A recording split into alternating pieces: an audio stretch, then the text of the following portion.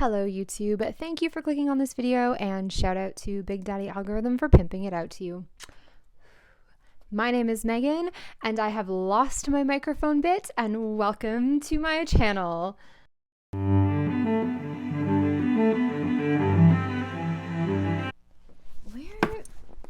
Where did the, oh, there it is.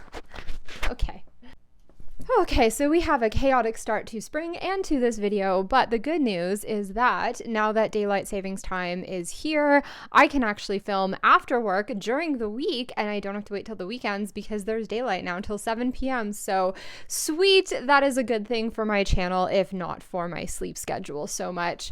So anyways, enough rambling, let's get to the good stuff. Once again, have a lot to cover, so I'm going to try to keep this video under an hour. For those of you who like long video essays, awesome. And for those of you who don't, I'm sorry, it be like that sometimes. A little while ago, I did a video about relationship anarchy versus polyamory and how they're similar, but also very different. A lot of you were very interested in this topic according to the stats on my YouTube algorithm thingy, so I decided to dive a little bit more deeply into it. I'm also like reading a bunch of really good books right now on relationship anarchy, so I'm nerding out a little bit. So y'all are gonna get the information that I'm nerding out about because that's how neurodivergence works. Also, a little while ago, I conducted a poll across all of my socials asking you what you wanted me to talk about next, and the topic of radical intimacy and alternative relationship structures was the clear winner. So evidently you too are all very interested in this. So here you go. I'm giving you what you want. I am your Big Daddy algorithm. Mais il manque quelque chose, Thomas. Anyway, definitely go check out that earlier video if you haven't already. I will link to it in the description below and in a card somewhere up here on the screen. So definitely go check that out. But in this video, I wanted to do a little bit of a deeper dive into relationship anarchy and the relationship escalator. I've talked about the escalator in a few of my videos now, but I haven't really gone into it in like any depth or nuance. So that's what I'm going to do today. And we're going to talk a little bit about why it's so prevalent, what it is, and why so many of us understandably cling to it so hard. So in this video, I will be exploring how the escalator works and also exploring how relationship anarchy challenges hierarchies and offers a space for radical intimacy and building more authentic connections. I'm going to make my bias very clear here in case it wasn't already clear, and state very clearly that I'm pro relationship anarchy. Like, I've been practicing it for like a few years now and I love it. I absolutely nerd out about it. So I'll briefly share a little bit more at the end of this video how I practice it in my own life and how it's helped me be less codependent. So stick around if you're interested in some like personal anecdotes, and also if you're not, that's totally cool too. You can just skip that part. Also, don't forget to like and subscribe. I would be honored if you wanted to stick around. A lot of you already have, over 1,300 in fact, at the time of recording this video. So thank you to everyone who has supported my channel so far. I super appreciate each and every one of you.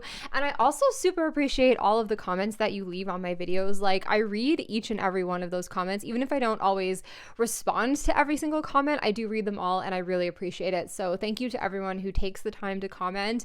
I like appreciate that more than you know. All right, no more dithering, Megan. Let's get into it. What is relationship anarchy? Quick side note, for the rest of this video, I'll be abbreviating relationship anarchy to RA because I'm lazy and it saves time. So if I say RA, I am referring to relationship anarchy. But basically, at its simplest definition, RA is about applying anarchist principles to our interpersonal relationships.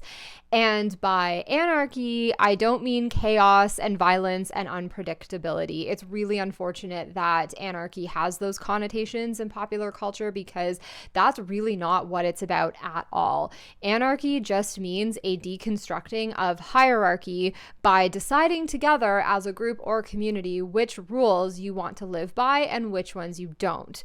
The point is not to do whatever the hell you want with zero consequences or accountability. The point is to question and challenge the rules of a dominant society or structure by getting getting together with a group of like-minded people and making up your own set of rules that are healthy, that work for everyone, and that each member of the group is individually accountable to and responsible for upholding. So anarchy really does require a lot more responsibility, commitment, and accountability than like just adhering to dominant social structures does, because you are making up your own rules. So it's like extra super important that you remain accountable to those rules. Otherwise, like the whole thing falls apart. So basically, it's just like a return to very grassroots communal ways of doing things. If any of you are like anthropology nerds out there, hunter-gatherer societies were by definition anarchist, because each individual hunter-gatherer band made up their own rules that they adhered by. So that is what I mean when I say anarchy. I just mean that like a small group of people gets together, makes up their own rules around something, and then everybody sort of enforces those rules and norms and sticks to them and holds themselves accountable to them, rather than holding yourself accountable to like the norms and structures and hierarchies that govern like our entire society. It's a little bit more grassroots and personal and communal than that. So I want you to keep that in mind when I'm talking about relationship anarchy, because that like sort of forms the foundation of what RA actually is. So the anarchy part of relationship anarchy is about deconstructing hierarchies specifically within our interpersonal relationships. Our society places special weight on romantic relationships. They're considered to be more important than other relationships in our lives because they're intended to form the basis of the nuclear family, which is a project that we're all encouraged to take on as adults. Everything in our lives sort of funnels us towards eventually like reproducing our own little nuclear family, and society is sort of set up and structured to privilege the nuclear family. And so relationship anarchy seeks to deconstruct this idea. I'll talk about this a little bit more later on, but basically once we find a stable life partner and settle down, our relationship with that partner is expected to be the primary relationship in our life, and we are expected to prioritize it above all other relationships. What this does is it sets up a hierarchy in which our partner or spouse becomes the most important person in our lives, and we organize all of our other relationships around them. We expect that when we get into a serious romantic relationship, we will hyper-focus on it, and our friends will just have to understand and gracefully tolerate it when we start to spend less and less time with them and more time with our romantic partner.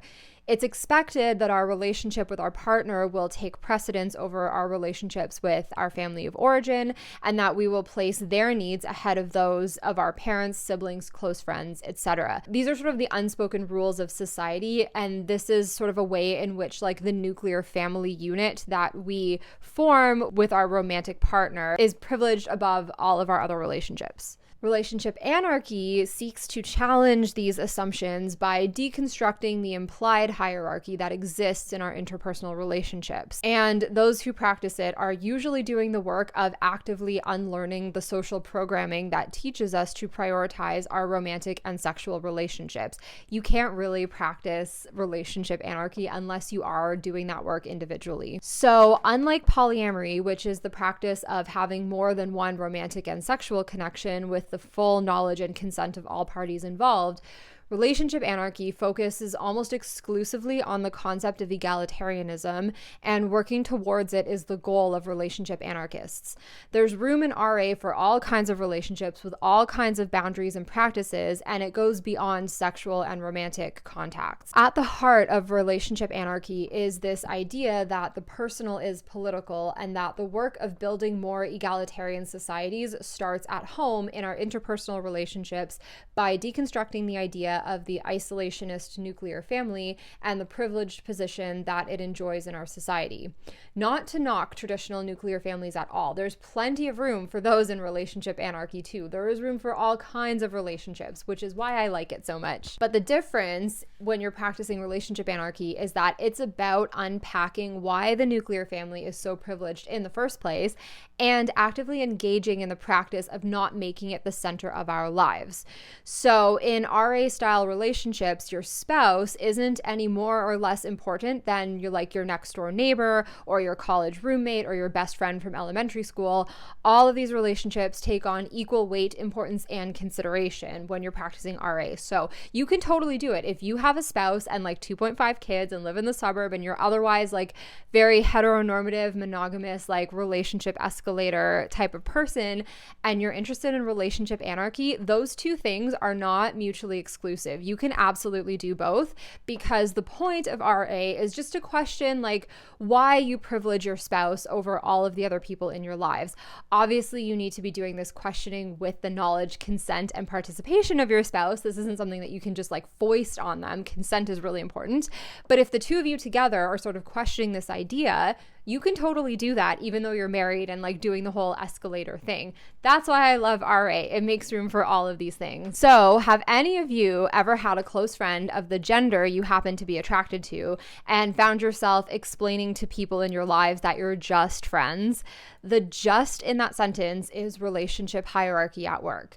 People who practice RA question the existence of that just friends because it diminishes the importance of that friendship and places romantic ties ahead of the platonic bonds that might run just as deep, if not deeper, than a romantic one. So it's basically the idea of why does it have to be just friends? If you have a close friend who is of the opposite sex, if you're a heterosexual person and you find everyone in your life is sort of asking you oh, is there anything going on between you two?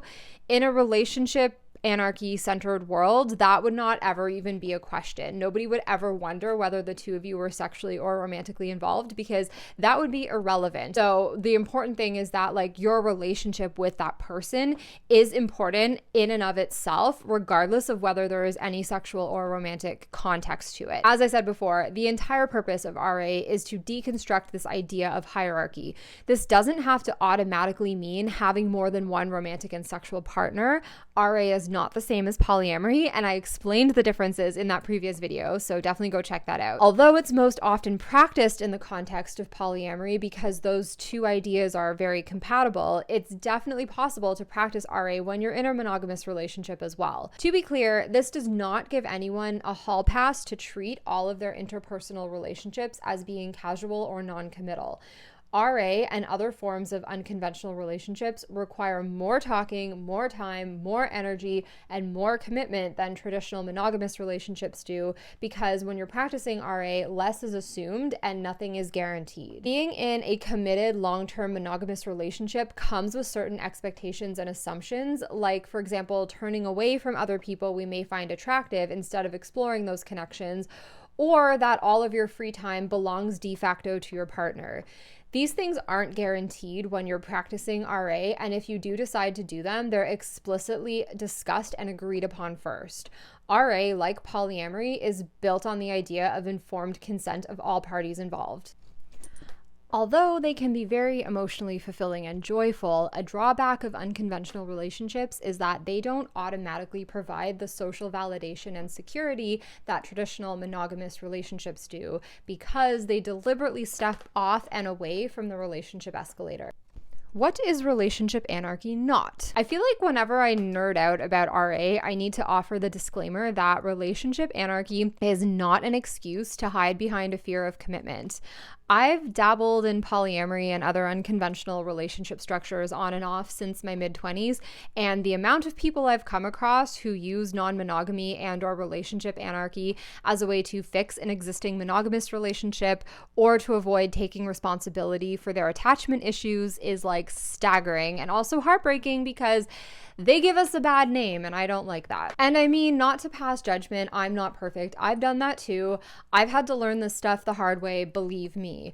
But RA and other forms of unconventional relationships are not meant to exist as a way to avoid emotions, commitments, hard conversations, or taking responsibility for yourself and others. In fact, when you're not doing the traditional relationship thing, it actually takes a lot more responsibility, connection, and commitment because nothing is assumed. Traditional relationships assume all kinds of shit. That's why they're easy. There's an existing social script, everyone agrees on it, it's a no-brainer. Only minimal communication is usually necessary. You just have to follow the guidelines and assemble as indicated, and bam, relationship. That's usually how traditional relationships go. But relationship anarchy is a bit more DIY than that. It's like going to IKEA and picking out just one package from every different piece of furniture in the warehouse, then getting it home and attempting to assemble all of it with no instructions, no help, and while everyone is watching you and telling you that you're doing everything wrong and you're crazy. That's what it feels like to practice RA sometimes. Relationship anarchy also does not dispute the fact that some relationships naturally do take precedence. For example, the relationship between a parent and child. It would be ridiculous and disingenuous to claim that a parent's relationship to their children is of equal importance and should take equal time and energy as their relationship to their sibling.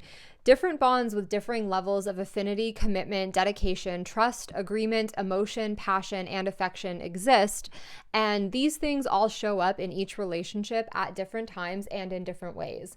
It's not as simple as going one date for you, and one weekend getaway for you, and one for you. That's not realistic or possible. What it does seek to do is equalize all relationships in the sense that every single one of them is valued equally, even though one may take more time and energy than another at certain times. The point of RA is to get us away from setting up dichotomies of relating that are based on stereotypical privileges, rights, and expectations. It seeks to dismantle the false sense of security that we get from constantly managing these dichotomies, like, are we or aren't we, friends or lovers, is this going somewhere or should we break up, it's all or nothing, they love me not, etc. When we spend all this time and energy trying to manage our collective black and white thinking about relationships, we're not really relating. We're not dealing with the actual real complex human beings in front of us because we're too busy fixating on how to categorize and compartmentalize our relationship statuses with them. Practicing RA is hard sometimes, yes, but it allows us to accept people as they are in all their shades of gray, and it allows us to show up authentically and not have to suppress or cut ourselves off from parts of us that may not align with the traditional relationship escalator. The relationship escalator. In her book, Stepping Off the Relationship Escalator, Uncommon Love and Life, Amy Guerin defines the relationship escalator as the default bundle of societal expectations for intimate relationships. Partners follow a progressive set of steps, each with visible milestones and markers toward a clear goal. The escalator is the standard by which most people gauge whether an intimate relationship is significant, serious, good, healthy, committed, or worthy of effort. The goal at the top of the escalator is to achieve a permanently monogamous relationship, sexually and romantically exclusive between only two people.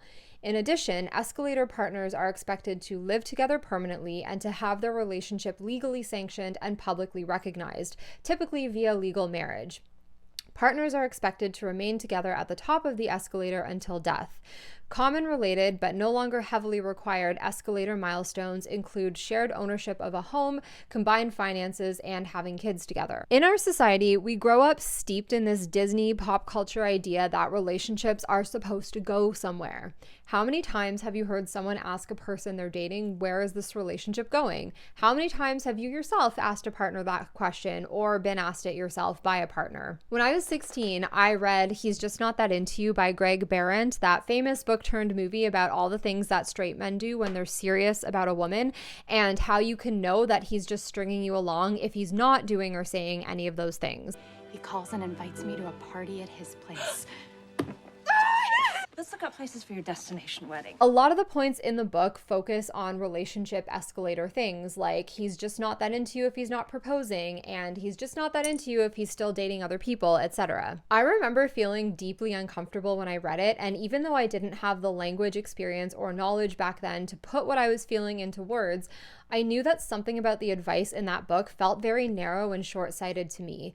It's well-intentioned. It's made to help women stop wasting their time with men who can't or won't give them what they need. But now, in my mid-30s, I can finally articulate what about that book felt so off to me, and it's that it assumes the reader is looking for an escalator relationship. And to be fair, most people probably are, but to a closeted queer girl reading relationship advice meant for straight, neurotypical, monogamous women, it felt restricting and weird. Being on the escalator and having your relationship moving in some sort of forward direction is considered healthy and normal. It's something that all healthy, normal adults should want, or so says society. It's what all the dating advice, like He's Just Not That Into You, is centered around. Society assumes that relationships have to fit onto the escalator in order to be considered serious or important, and if they don't, they're often disregarded, hence the just friends I talked about earlier. In Stepping Off the Relationship Escalator, Amy Graham breaks down the escalator into the following steps. Number 1, making contact, which includes flirting, casual social encounters, possibly including some kind of sexual contact. Number 2, initiation, romantic courtship gestures or rituals, emotional investment or falling in love, and usually sexual contact if it wasn't already established on step 1. Number 3, claiming and defining, mutual declarations of love, presenting socially as a couple, adopting and using relationship labels like boyfriend, girlfriend, or partner, having expectations or making agreements about romantic and sexual exclusivity, ending other romantic and sexual relationships, deleting dating app profiles, transitioning to barrier-free sex if appropriate and healthy. Once this step is reached, any further step may be considered an implied intention to continue the relationship as it is indefinitely. Number 4, establishment. Adapting your lives to accommodate each other on an ongoing basis, settling into patterns for regularly spending time together, developing patterns for keeping in contact when not together, such as phone calls, texting, or FaceTime. Number 5, commitment. Explicitly discussing and planning for a long-term shared future as a couple and establishing expectations for mutual accountability for each other's whereabouts and life choices, as well as meeting each other's family of origin. Step number 6 is merging. Moving in together, sharing a household and finances, getting engaged to be married, or agreeing to some other legal and civil formalization of the relationship. Number 7 is conclusion, getting married or making an equivalent formal recognized legally binding agreement.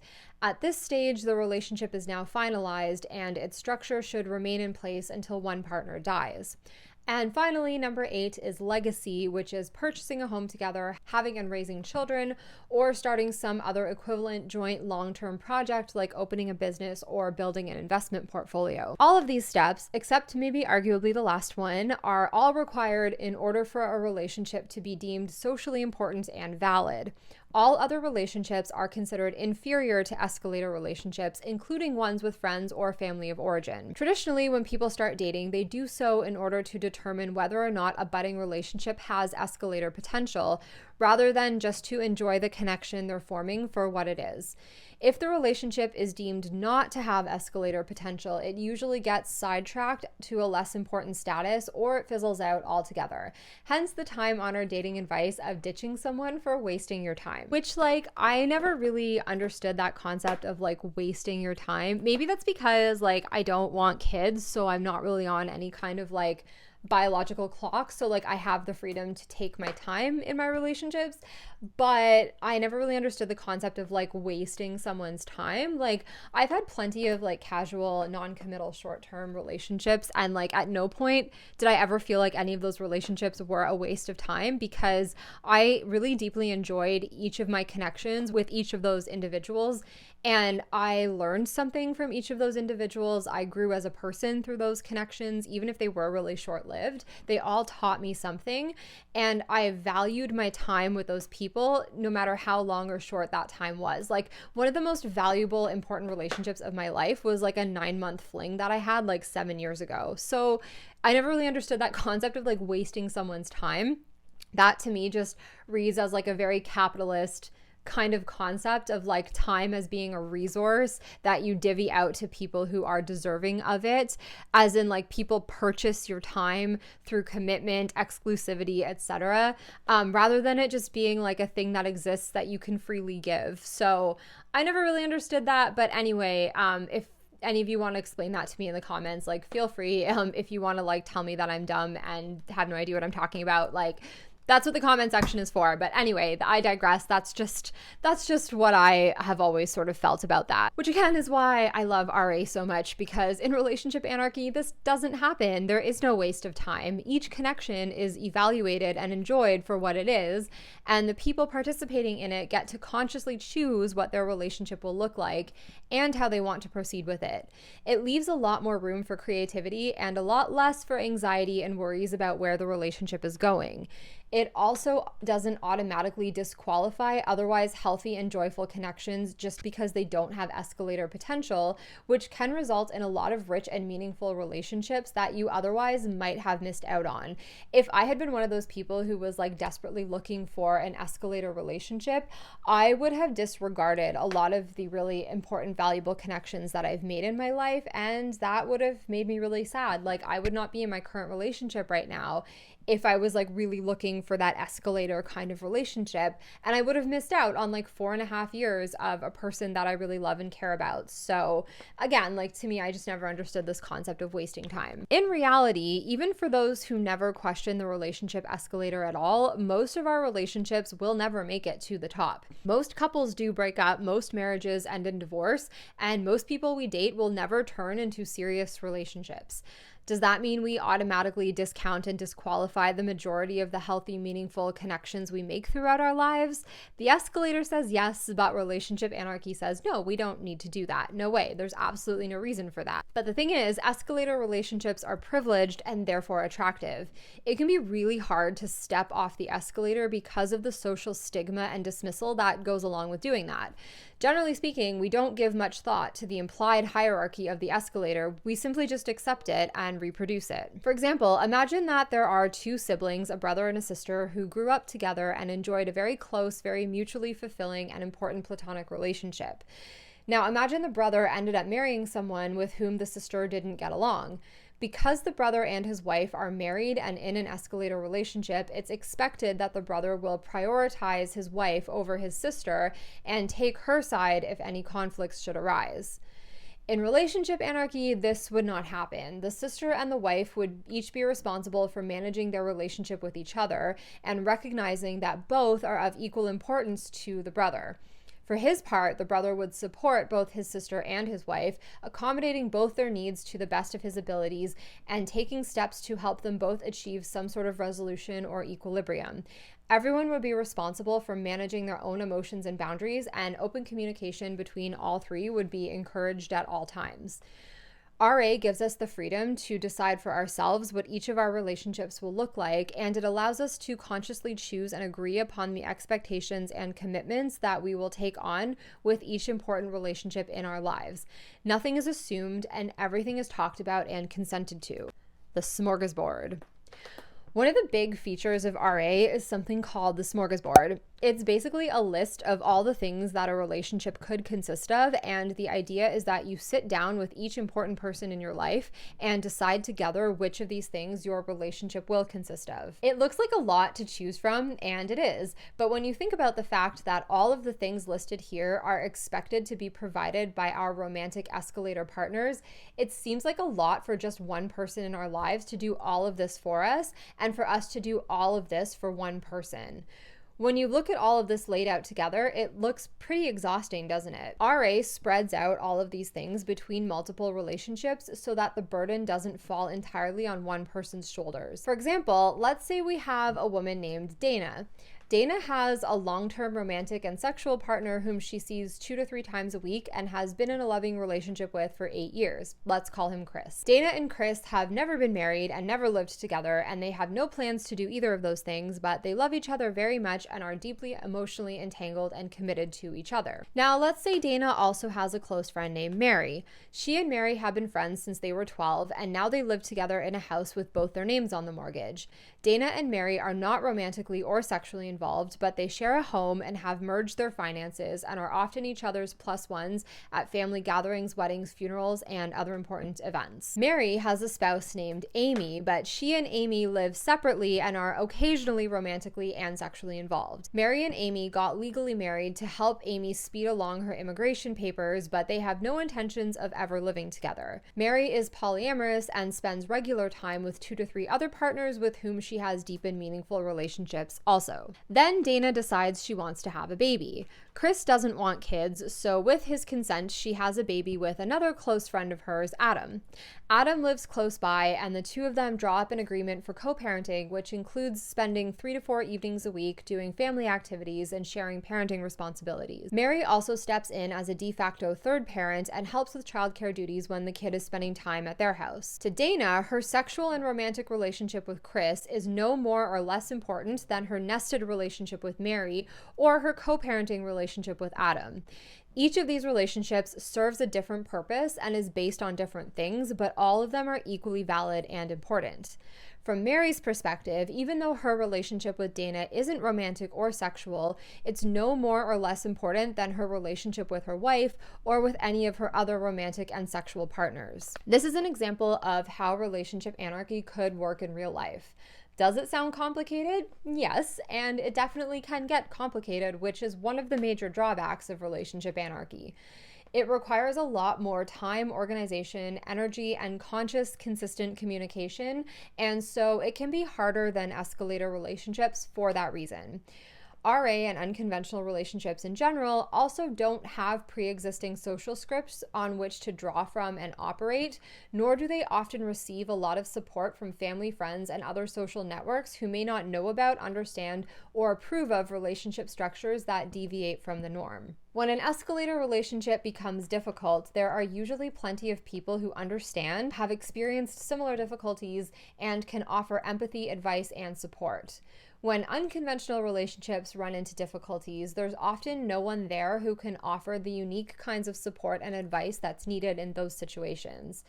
In fact, those experiencing the difficulties might even get pushback and I told you so's from people around them who are skeptical of relationships that don't follow the escalator script. But the drawback of doing all of the above things that I listed within the bounds of a traditional romantic monogamous escalator relationship is that all of the responsibility for all of the above things, like childcare, maintaining a home, maintaining vital romantic and sexual ties, maintaining friendship and emotional support, sharing resources and finances, maintaining the social aspect of a marriage for the rest of your lives, falls squarely on one person, your primary partner. That's a lot to ask of one person, and doing so often breeds resentment, guilt, boredom, and stress. And if it doesn't work out, the relationship is then considered to be a failure.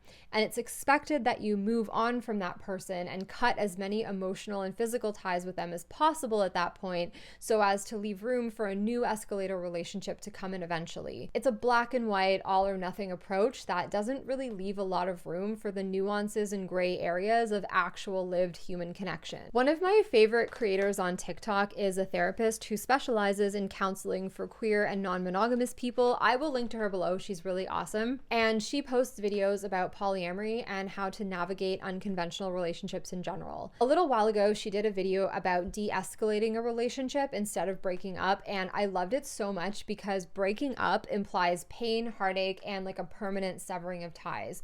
You know, that like 3 of Swords energy. Don't get me wrong, in some situations, this is very appropriate, like when dealing with a partner who's toxic for you or you for them. And in that case, breaking up is good. You should sever all ties. But in situations where there's still a lot of love, but maybe not much sex or romance left, or if both partners want different things, but still love each other and still want to be in each other's lives, de-escalating instead of breaking up can help to maintain that connection even as it changes. De-escalating is a very RA-forward way of taking the sex and romance or even the marriage or cohabitation out of a relationship without losing or devaluing the connection in its entirety. All that the people involved here have to do at that point is go back to the smorgasbord and renegotiate which of those items they're going to keep and which to either pick up or put down. Obviously, like, this is not to dismiss the very real pain and sadness that can come with that. Like, obviously, taking any aspect out of a relationship is going to come with some grief and some heartbreak that you do need to process, but the point is that it doesn't have to be like an all or nothing thing. The whole idea of RA is not to stifle love and connection just because it doesn't fit on the escalator. It's to make room for all kinds of connections and allow them to unfold organically. This is done through 9 main tenets that were laid out by Andy Nordgren in a 2012 Tumblr essay called The Short Instructional Manifesto for Relationship Anarchy. I'll link to it below. It's a great starting point for anyone anyone watching this who may be interested in learning about relationship anarchy, or if you're just like wondering if it's right for you. I covered these tenets very, very briefly in a previous video where I talked about relationship anarchy versus polyamory, but I want to go a bit more in depth with each one and talk about how this might show up in real life and like give you some concrete examples of what all of these tenets look like. Love is abundant and every relationship is unique. So RA questions the idea that love is a limited resource that can only be real when experienced within the bounds of a socially sanctioned monogamous romantic and sexual relationship. Each of us has the capacity to love more than one person, even if we do prefer monogamy. Even in traditional escalator relationships that feature marriage and children, every time a new baby is born, love just multiplies. It's not like the parents bring the new baby home and then break up with their older children. They just expand the love they have for their already existing kids to include the new one. No one thinks it's impossible to do that. In fact, families are often given a hard time if they don't do that and end up blatantly favoring one child over another. Relationship anarchy can be framed in basically the same way. The longevity of a relationship or the amount of sweat equity we've put into it don't necessarily determine its importance. To give you a personal example, one of the shallowest and least important relationships I've ever had in my life was my 7-year marriage. To contrast, one of the deepest, most intimate, and most important relationships of my life so far was a 9-month fling I had with someone years and years ago. Time and investment do not necessarily equal importance, and it's not about prioritizing and ranking relationships based on how entangled they are with our lives. In relationship anarchy, that doesn't matter. It's irrelevant. Instead, people who practice RA strive to weigh their interpersonal relationships based on how close and connected they feel to each person and valuing each connection for its uniqueness. Love and respect instead of entitlement. One of the defining features of relationship anarchy is that you always strive to operate from a place of love and respect versus entitlement.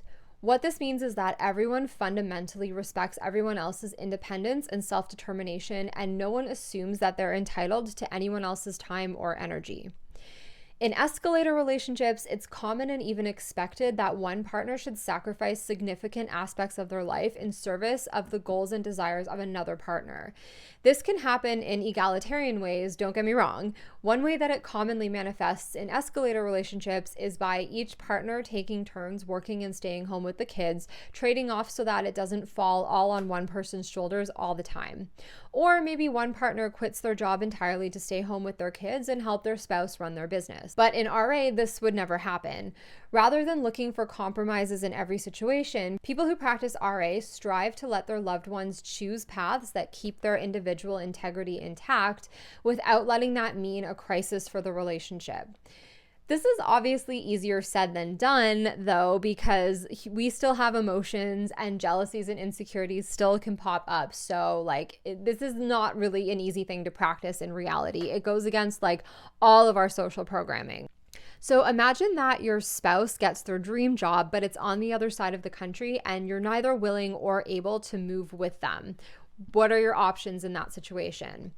In escalator style relationships, you either sacrifice your own wants and needs to go with them, or you break up, or you attempt long distance for a while until either the relationship breaks down or you build up enough distance and resentment to just end it eventually. None of those options are really easy either. They're just more socially acceptable and understood. On a day-to-day level, practicing this particular tenet means that you do not assume you're entitled to someone's time or energy just because you have a history together or you have some sort of established relationship.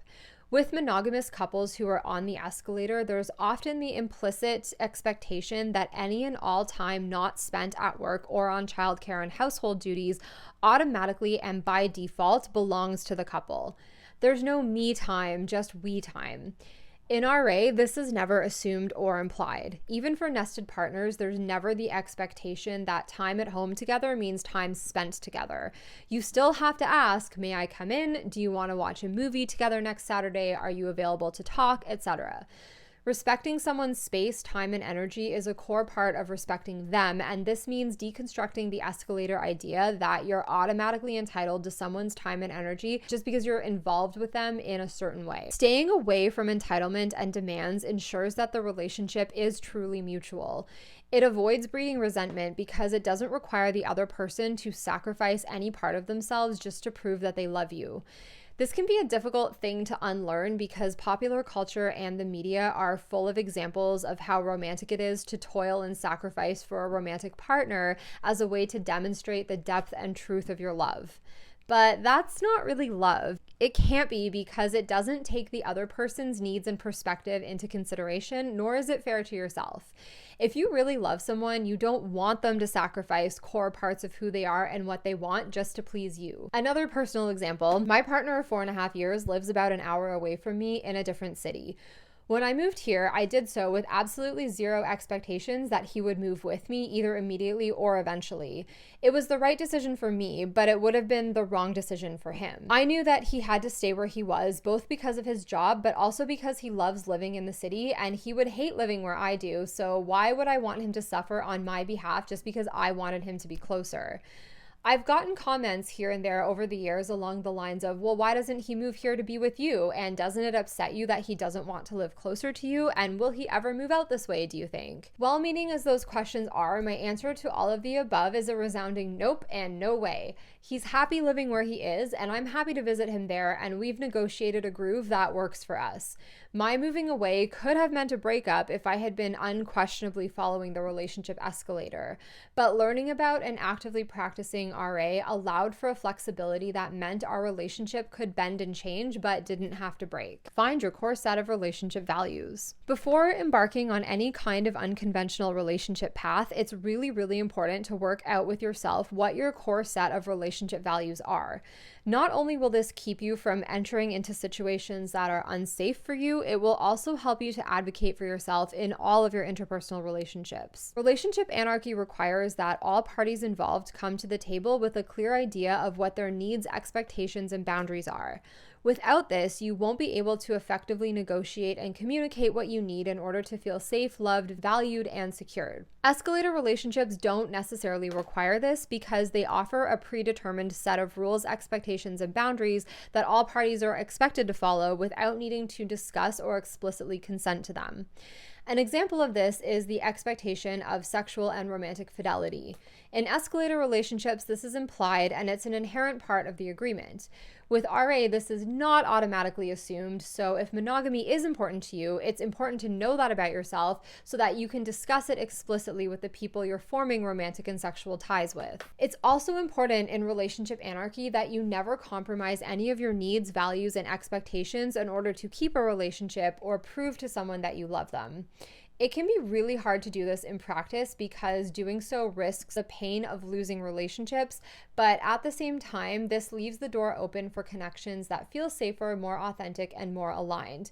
And just because someone isn't a good fit for you romantically or sexually doesn't mean you can't have a significant and meaningful relationship with them in other ways. RA allows for this. So just very recently, I sat down and actually wrote out for the first time ever a list of my needs and expectations for romantic and sexual relationships. This is something that I wouldn't have been able to do 6 or 7 years ago, but I've had enough experience with relationships of all kinds and done enough therapy and introspection that I finally felt very clear on what my needs are and how to articulate them. It ended up being like a very short 4-page manifesto on how I'd like my interpersonal life to look, the kinds of people I'd like to form close ties with, what I need from romantic and sexual partners in order to feel safe, and what I'm willing to give to them in return. I ended it with these words. I am actively trying to unlearn many of the norms, restrictions, and expectations placed on us by our heteronormative, post-colonialist, patriarchal society. These include compulsory heterosexuality and monogamy, gender essentialism, internalized misogyny, homophobia and transphobia, and the relationship escalator. This is hard and scary work, and I'm not perfect or even very good at it yet. My goal is to eventually deconstruct all of this as I build a life and relationships that feel more authentic and aligned to who I am and what I want. I'm still figuring this out. It's taking and will take some time. This is my best attempt to articulate what I need and what I'm looking for at this current moment in all of my interpersonal relationships, whatever form they take. As I evolve and change, these needs and desires may also evolve and change, as will those of my partners. No one is static, no one stays the same forever. Actively doing this work feels at times like embarking on a journey across uncharted waters, Six of Swords energy. At times, I may need to revert to more socially accepted norms and scripts, or at least the appearance of them, if things feel too overwhelming, or if I need a break from fighting to swim upstream, or if I start to feel old habits and coping strategies bubbling up. I hope that whoever I form close, intimate relationships with will be understanding of this and willing to talk about these things when they come up and work through them together, as I will strive to do for them too. Most importantly, I hope that I can co-create relationships, whether sexual or romantic or neither or both, with love, appreciation, respect, autonomy, and community building at their core, where everyone has a seat at the table, a voice to be heard, and a heart to be handled gently and with great care. Even if you're in a monogamous escalator relationship and that's what works best for you, it's still a good idea to get clear on what your needs and boundaries are. Everyone wins, and love only deepens when each partner can show up as their authentic selves and be seen and heard and loved for who they are, without being expected to change or compromise that to suit the other person or prove how much they love them. Heterosexism is out there and rampant, but don't let fear lead you. When you're not climbing the escalator, many people will question you and the validity of your relationships. There are powerful normative systems at play that govern how we should conduct our interpersonal lives and relationships, and when you deviate from these scripts, you will encounter hostility, suspicion, and dismissal. This is to be expected, and it makes it all the more important to find and build community with people who are also deviating from the norm. The personal is political, and this is one of the foundational ideas of relationship anarchy. By deconstructing the primacy of the nuclear family and the relationship escalator, you are also deconstructing the very fabric on which our society is built. Though this might feel internally like a joyful, exciting, and authentic adventure, to the outside world, it will look strange and even threatening. Don't let your fear of that lead you. Sometimes those powerful normative systems don't even come from outside. They're actually internalized, and it takes a lot of work to overcome your own preconceived ideas about what real relationships look like. A little while ago, I was talking to a very close friend of mine about all of this stuff, and I told her that one thing I didn't expect when I set out on this path years ago was that when you decide to swim against the current, you find out very quickly that the current isn't just an external force that you have to push against. The current is actually inside you. When you grow up in a heteronormative, patriarchal society, you will have inevitably internalized a lot of the norms and ideas that are prevalent in that society. This is normal and to be expected. When you decide to deviate from them, there can be a lot of internalized shame and insecurity that comes up, and it's not always easy to recognize and fight against this. It can feel easier at times to just revert to old culturally sanctioned norms because you're craving the support and validation that you'll get from people around you for doing that. This is something that almost everyone who practices some form of unconventional relationship structure wrestles with, and why it can be really difficult and scary to deviate from the norms that you grew up with and are all around you. When I picture my ideal relationship, the first thing that comes to mind is an established escalator relationship.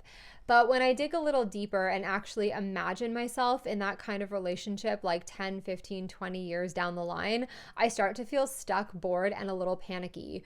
Those feelings that come up suggest that that knee-jerk picture of an escalator relationship that comes up for me is really just a desire for safety, comfort, and social validation. It's not a desire for that kind of relationship in and of itself, independent of society. Like if I was living in the wilderness away from other people, I would not want an escalator relationship on any level because I would find it stifling and frustrating. Fear is a powerful motivator. Fear of missing out, of being treated as other, of being stereotyped and misunderstood, of having to face up to the judgments and skepticism and criticism of others. All of these things can lead us into following social scripts and norms even when they don't align with who we authentically are and what we really want. Relationship anarchy asks us to do the hard work of disentangling ourselves from these scripts and finding the courage to pursue whatever it is we truly desire from our relationships. And believe me, that is easier said than done. That is not an easy thing to do, but the goal is not necessarily to get to some like magical utopia of a relationship, because realistically, like that's not possible. People are people. Every single relationship that you are in ever is going to cause you stress, frustration, sadness at some point. There's no escaping that. The point is not to escape that. The point is to just stay on the path of what feels authentic to you and to notice when you're deviating from that path and just go, oh, wait, hold on a second. This doesn't feel good. Let me just sort of course correct here. Build for the lovely unexpected. If you've ever heard the phrase stop shoulding all over yourself, that's what this tenet is all about. Building for the lovely unexpected means allowing yourself and others to have the freedom to be spontaneous and express yourselves without fear of punishment or negative consequences. Obviously, this comes with the caveat of don't hurt anyone, but when you're actively practicing RA, you're committing to being able to express yourself authentically and pursue whatever comes up in your life that brings you joy and excitement. If you're practicing RA and also polyamorous, this could look like allowing and supporting yourself and your partners in exploring the organic connections that come your way in whatever form they present themselves without being restricted by monogamous norms and boundaries.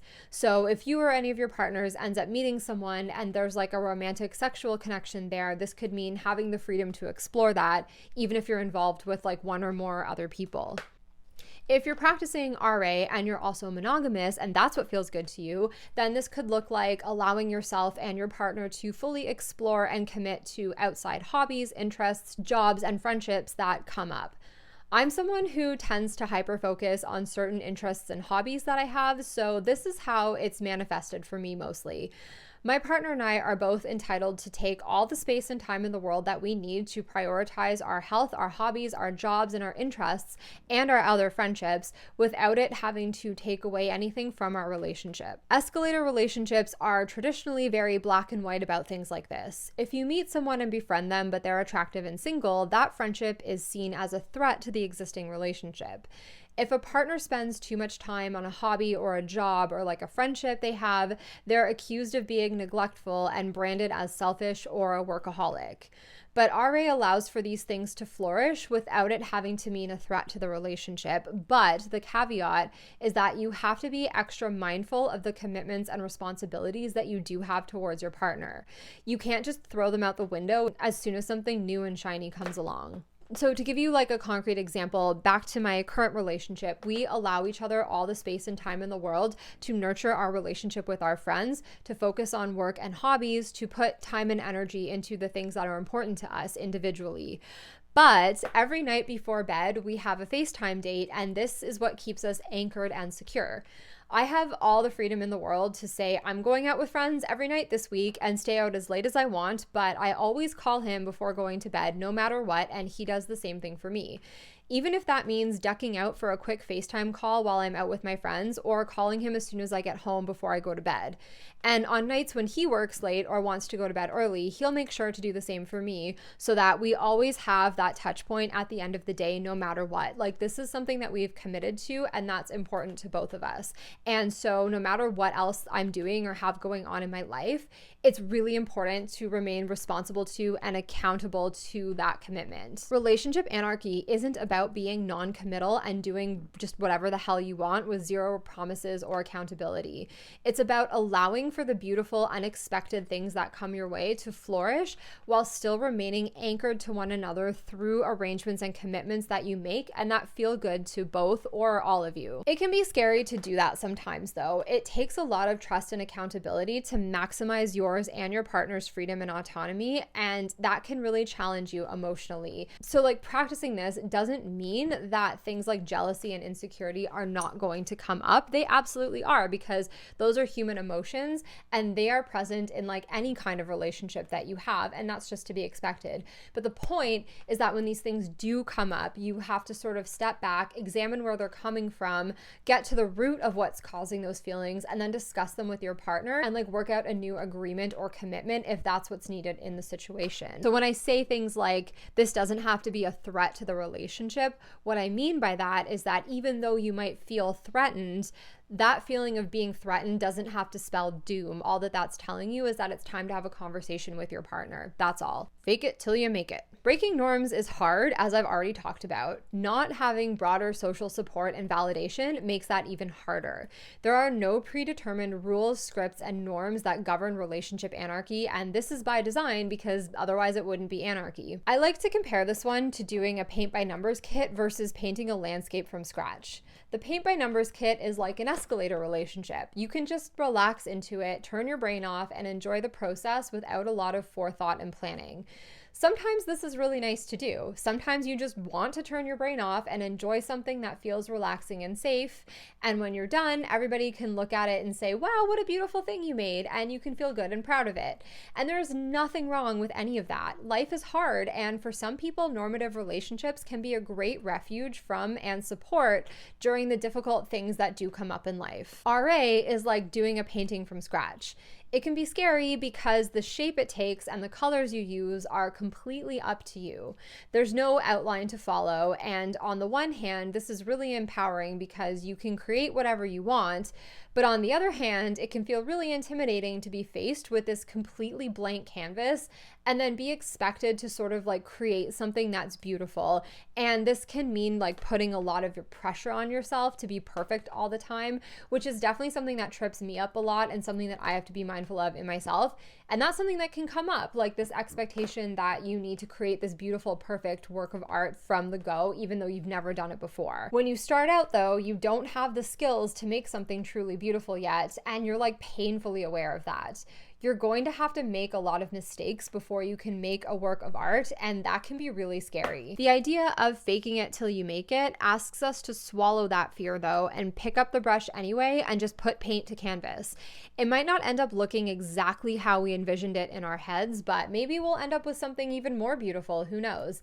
Even if you don't feel competent or comfortable, the more you do it, the better you'll get. Trust is better. A lot of the time when we're in relationships, especially romantic and sexual ones where emotions can run like really high and intense, our attachment wounds can get activated. It can be a difficult and arduous process to establish trust with the people we're in relationships with, especially if those relationships are brand new and especially when we're deviating from cultural scripts. Relationship anarchy asks us to operate from a place of trust, assuming that the people in our lives don't wish us harm. If our partners ask for space or aren't in a place where they can validate us, it can feel really scary and even hostile, and it can activate our attachment wounds. Just like in poly relationships, when we practice RA, we have to do a lot of work to recognize our unhealthy attachment patterns and then take responsibility for them. This opens up a wonderful opportunity for us to heal our attachment wounds, even if it feels really scary to do that. Hopefully our partners are also doing the same thing so that we can co-create a relationship where it's okay to withdraw sometimes, or to be a little anxious sometimes, or to take the space and time that we need to nurture other relationships and projects, or to look after ourselves, and to be understanding and forgiving of each other when the other person simply doesn't have the space or energy to like reach out and care for us. This is also why RA requires us to cultivate a high degree of autonomy and independence. It's absolutely crucial when practicing relationship anarchy to be actively working on building communities, friendships, hobbies, and projects outside of our relationship, and to prioritize those things just as much as we prioritize our partners. This is also where RA differs from polyamory a little bit. Both styles require us to not lean on just one person for support, love, validation, and fulfillment, but in polyamory, you seek to get these needs met through multiple relationships. I heard it sort of described once as like, if we imagine our romantic sexual relationship as like a bubble that provides us with all of our like security, attachment needs, our needs for validation and love and support, polyamory is just like multiplying those bubbles, whereas RA is just like popping the bubble all together and just getting those things from ourselves first before we rely on other people to provide them to us. In relationship anarchy, the idea is to meet your own needs and lean on a variety of different supports and strategies to do that outside of romantic relationships. Ideally, if you're practicing RA, you have an active and full life, whatever that means to you, and when your partner isn't available to validate you, you can give them the space they need without going sideways about it. And they can do the same for you. Doing this also gives your partner a chance to talk, explain, see you, and be responsible in the relationship and show up for you when they authentically want to. Remember your core values and take care of yourself. That's a really important thing in relationship anarchy.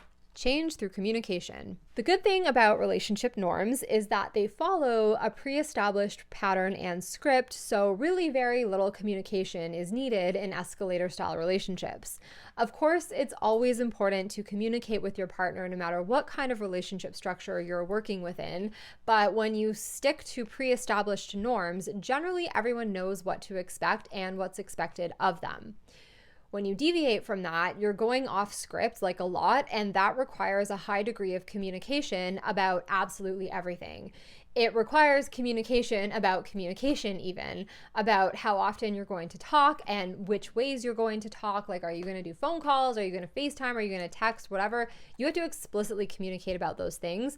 You have to discuss when you're going to see each other, how often. You have to discuss your individual needs, wants, priorities. You have to disclose about other relationships if they exist, and about your expectations and boundaries. And everyone involved is still accountable to and responsible for adhering to those agreements. This is why RA isn't an excuse to avoid commitment and responsibility, and it should never, ever, ever be used in that way. It actually requires a much higher degree of communication and commitment, but the difference is that both of those things are negotiated and decided upon directly by the parties involved, rather than by socially prescribed norms and scripts that are like imposed on you by your society. Relationship anarchy is in itself a commitment to change, to doing things differently, and to radically rethinking how we frame our relationships. This is done through joint action, and that requires communication. If you don't sit down with your partner or partners and consciously, deliberately talk about which norms you want to move away from and why and how, you will just end up defaulting to old patterns and social scripts. Because you and your partners are ideally making up your own set of rules and norms, you can't assume anything or read between the lines. We're so used to doing this in our everyday lives and relationships. Like, we do this so subconsciously that it can feel jarring to have to explicitly communicate about them. We're used to people never really saying what they think and feel, but you can't do that when you're practicing RA. An example of this in the context of a normative escalator relationship would be if you start dating someone and then things are going really well and seem to be progressing according to all the correct pre-established stages, but then you start to notice them pulling away a little bit. Conventional wisdom would tell you at this point to give the person space and then see if they come towards you first. This disempowers you, especially if you're a heterosexual woman and your partner is a cisgender man, because it reinforces the already existing patriarchal power dynamic between you, and it also assumes what the other person's actions and motives are. This is sort of like a sneaky way that hierarchies and power dynamics can show up in interpersonal relationships, because just think for a second about how many advice columns and blogs and like videos on like relationship and dating advice exist for heterosexual women that tell them that if your male partner is like withdrawing, don't ever chase him. Just like give him space, go do your own thing. And the implied thing here is that you don't have a conversation about it, because if you speak up and express like, hey, I've noticed that you're pulling away, is everything okay? Then you will be perceived as needy and you'll just push him further away. That is like something that's implied and assumed about heterosexual partnerships, but like in relationship anarchy, that is just like ridiculous. That would never ever happen, because it is disempowering to the partner who's like on the receiving end of the withdrawal. Ideally, if you're practicing relationship anarchy, the partner who needs to pull away has a conversation about it first.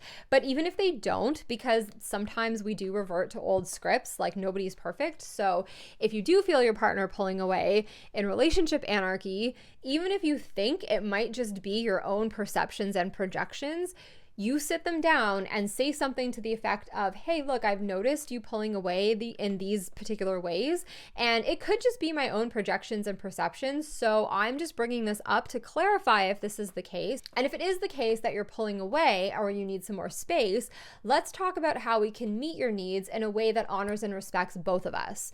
or something to that effect. Like, this feels really uncomfortable to communicate about, believe me, but in relationship anarchy, it's like really, really important to actually do that. If you're not comfortable with that level of like constant, ongoing, and potentially uncomfortable communication, RA is either not for you or you will get comfortable with it really, really fast. This is something that I struggle with too, like a lot. I'm trying to get better at it, but there's still a huge amount of fear and discomfort that comes up for me whenever I need to have one of these uncomfortable conversations. And it's like something that I'm working out with my therapist right now. All this to say, RA isn't just about changing society. It's about changing and growing on a personal level too, by communicating with yourself first and then with others. It requires you to get in touch with yourself before truly deeply connecting with other people. Constructing a life with others gives us purpose, meaning, and a sense of belonging. RA doesn't negate this. In fact, it encourages it by spreading out your commitments amongst multiple relationships and people. As Andy Nordgren themselves put it, relationship anarchy is not about never committing to anything. It's about designing your own commitments with the people around you and freeing them from norms dictating that certain types of commitments are a requirement for love to be real, or that some commitments like raising children or moving in together have to be driven by certain kinds of feelings. Start from scratch and be explicit about what kind of commitments you want to make with other people. Customize your commitments. Back to the idea of the smorgasbord, this is the idea that the type of relationship you have with someone doesn't need to dictate how that relationship unfolds or what kinds of commitments you make to one another. There's no rule that says romantic love must equal sharing finances or that friends can't list each other as beneficiaries on their life insurance policies. Is relationship anarchy right for you? After watching this, you might be wondering if RA is right for you. I've tried to give you a basic and broad overview, but if you're thinking of striking out into the uncharted waters of unconventional relationship styles yourself, I would definitely recommend starting with some reading. While there are lots of really good books about polyamory and non-monogamy, it's considerably harder to find books that are specifically about relationship anarchy. Here are a few that I've read that I really liked, and I'll leave links to all three down in the description box. So we have Radical Intimacy by Sophie K. Rosa. This one is written from a feminist perspective, and it explores how capitalism shapes our intimate lives and our approaches to intimacy. The idea that the personal is political is one of the driving forces behind relationship anarchy, so it definitely helps to understand how our dominant social, political, and economic system shapes our relationships and expectations of them. And this book does a really great job of breaking down all the ways in which hierarchy shapes our lives and our interpersonal relationships, and it also presents like a clear view of how to move away from that. It's not explicitly about relationship anarchy, but it is about how to start like thinking about these systems and deconstructing them in your mind first. And then we have Relationship Anarchy, Occupy Intimacy by, and I'm sorry, I'm gonna butcher the name, Juan Carlos Perez Cortez. I'm sorry, I butchered the name. Recently translated to English, this book was a bestseller in Spain, and it dives deep into how RA really is a grassroots movement that challenges capitalist and patriarchal ways of relating and organizing society. It goes really in depth about how RA intersects with feminism as well as queer, poly, kink, and activist communities. And it also dedicates a significant number of pages to the historical context, perspectives, interpretations, and critical views of relationship anarchy. This one is definitely for you if you're a relationship nerd like I am, and it is like a very sort of academic text. It's good to at least have like a solid basic academic understanding of how interpersonal relationships work, or like gender studies, queer theory, like all of these things are good to sort of dabble into before like tackling it. But overall, like it is a really fantastic, very, very thorough book. And it's also the only book I've ever really found that is explicitly about relationship anarchy. Then we have Stepping Off the Relationship Escalator, Uncommon Love and Life by Amy Guerin. I have quoted this book in this video essay, and it's a really, really good resource if you know that you're not into escalator relationships, but you haven't quite figured out yet which alternative approach would work best for you. A lot of us like to book learn before we actually get our feet wet, and this one is like amazing for that. The author conducted a survey of over 1,500 people who practice different types of unconventional relationships, and this book is absolutely loaded with their stories and perspectives. She dedicates whole sections of the book to polyamory, hierarchical versus non-hierarchical relationships, relationship anarchy, kink and BDSM dynamics, romantic friendships, friends with benefits, you name it. There's even an entire chapter on asexuality and aromanticism and how aspec people approach relationships. And that's something that I didn't really get into in this video so much because I wanted to focus on what relationship anarchy is. But there is like a huge intersection between RA and aspec communities because RA allows for things like queer platonic relationships to flourish, and it also allows for a prioritization of like non-romantic and sexual relationships in a way that makes like asexual and aromantic people feel a lot more included. So polyamory never really resonated with me as much because there is such a heavy emphasis on sex and romance, and like as an asexual person, that always felt a little bit exclusionary to me, and I always felt really disempowered in poly dynamics because I was sort of always the partner who like didn't want to have a lot of sex, and so it was kind of expected of me to like be understanding of the fact that my allosexual partners wanted to have a lot of sex, and so I should be like allowing of that for them. And like that was always really hard for me to like come to terms with because it felt like I was having to give them a lot of leeway, but like I wasn't getting the same consideration back from them. And that wasn't like a deliberate thing on their part. Like it was also because I was not able to like articulate my needs properly, nor was I like comfortable enough doing that. So like a lot of that was on me for not like speaking up for myself as well. But all of that to say, if you're an asexual person or an aromantic person, polyamory can sometimes feel like a little bit exclusionary or disempowering. So relationship anarchy is a way to kind of explore those unconventional relationship dynamics without having to feel like you are pressured or forced into doing things that you're not comfortable with, or without having to feel like you're devalued because like you're the partner who doesn't want sex, if that makes sense. A lot of poly folk describe being polyamorous as an orientation. It feels natural and authentic to them to deeply love and commit to multiple people at the same time. That's not the case for everyone who's poly for sure, but just speaking anecdotally here, every single poly person I've ever met has described it that way. Relationship anarchy isn't so much an orientation as it is a conscious and deliberate choice. Polyamory is too, but it can feel more like something that you're like deeply compelled to do. RA isn't really a natural thing in the sense that it's something that you may or may not feel like you're wired for. It's more of like a skill set that you can learn about and cultivate, like learning to play an instrument. There are lots of different ways to do it, and you certainly don't have to be polyamorous to be a relationship anarchist. Like I'm in a monogamous relationship, have been for 4.5 years, and I still consider myself a relationship anarchist.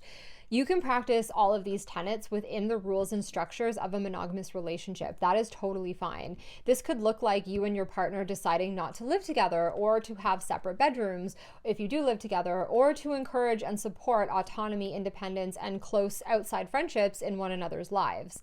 You could even theoretically practice RA if you're single by giving equal weight and consideration to all of your friendships, or by cultivating a queer platonic relationship, or by valuing your found family as much as your family of origin. RA is more of like a mindset than an orientation. As I said earlier, I spent a few years dabbling in polyamory, but never really found my groove. I knew I didn't love the idea of a traditional escalator relationship because I value my freedom and my independence too much, and I don't like having to like be expected to give my time in certain ways. But I also love being in love, and I love being in relationships. I didn't stumble across the concept of RA until about 2 years ago, and it really resonated with me because it allows for the kind of close, intimate, committed relationship that I want without having to deal with expectations of marriage and cohabitation and escalation, and like having to sacrifice all of my free time and personal autonomy to like prove that I love somebody. I was raised with the idea that blood is thicker than water, and when I was younger, I had this like really flawed and rather toxic belief that any romantic relationship I embarked on could theoretically turn into marriage one day, and therefore was more important than any of my other relationships. I would pour way too much time and energy into my romantic relationships, doing like mental and emotional gymnastics to make them work, even when I knew deep down that they weren't working. And I lost a lot of really good friendships that way because I was like prioritizing my romantic relationships over my friendships. And and I deeply regret that to this day. In fact, out of all of the mistakes that I've made in my life, and I've made a lot of mistakes, believe me, prioritizing my romantic relationships above and beyond my friendships is the only one that I actually deeply regret. All of my other mistakes I was able to learn from, but this particular mistake I have a lot of regrets about because I hurt a lot of people by doing that, and I also robbed myself of friendships that were in reality much more fulfilling and healthy than any of the romantic relationships that I was in that I prioritized over those friendships. When I came across RA, I enthusiastically embraced it because it provided a framework and a guideline for how to be more egalitarian with my interpersonal relationships. When you remove black and white thinking, like where is this relationship going and do they love me or not, from your relationships, there's a lot less to actually worry about.